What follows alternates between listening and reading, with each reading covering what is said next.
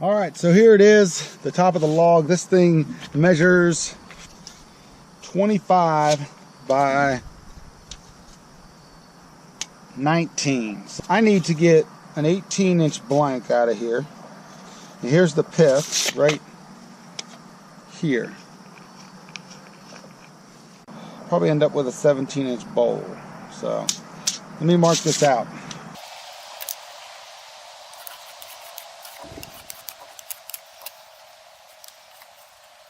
I'm going to try to cut this right here, or this right here. I can do a smaller bowl with this section over here, and these can be done some platters and some smaller bowls. So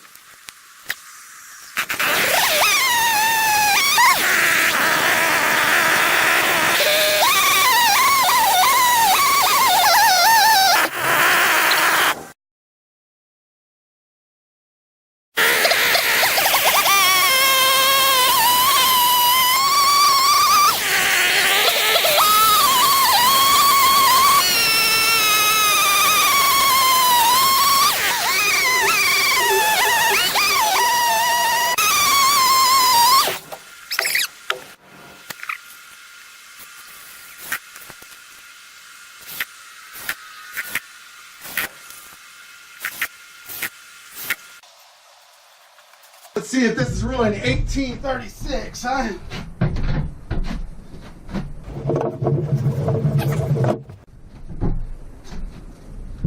A little bit too far on that side.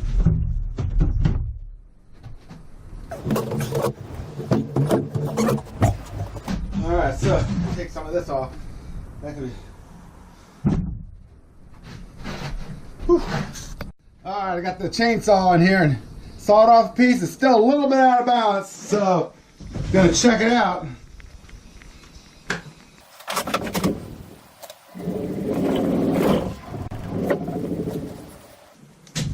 Gonna take forever to stop. Okay, I can get about up to 300. Whew.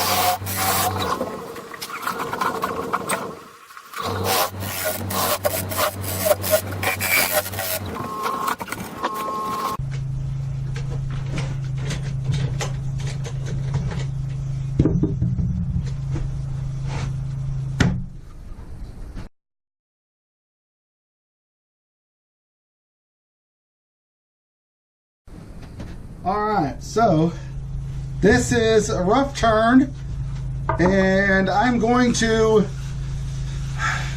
put it in a box and return it after it dries for a few months. Hopefully it'll survive. So I don't have a paper bag big enough, so I will take these shavings and put them in this black tub, and I can put a couple more of the things in here.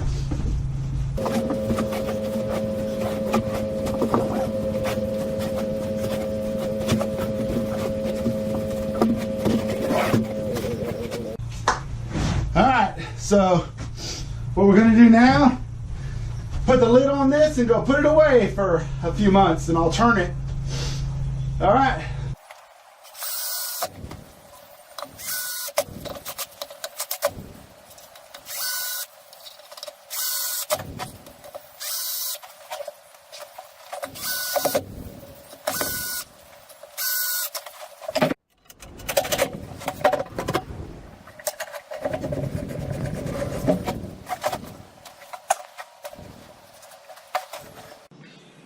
Alright, let's see how unbalanced this is.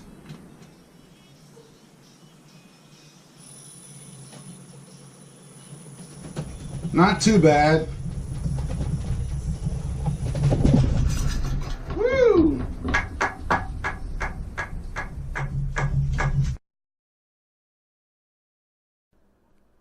Okay, here is the second part of the blank that I just turned. I'm going to make a platter out of it. Sorry I didn't have the sound and I accidentally had it on time-lapse here, but you can see I'm doing a nice round over for the platter. Then I'm going to switch it around right here and take off the face plate.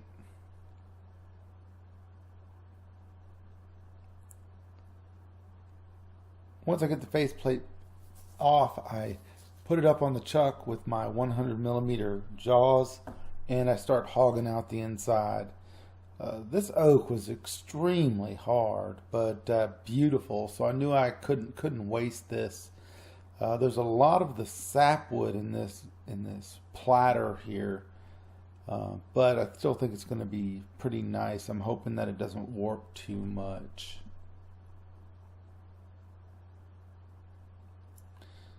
What I'm doing here is just using my 1/2" bowl gouge to make sure that I have a good profile on both sides. You want to maintain an even thickness in the wood all the way down to the base. That tends to make it crack if one portion is larger than the other or thicker than the other. And there you have it. I think that end grain with the non-end grain is really going to pop later.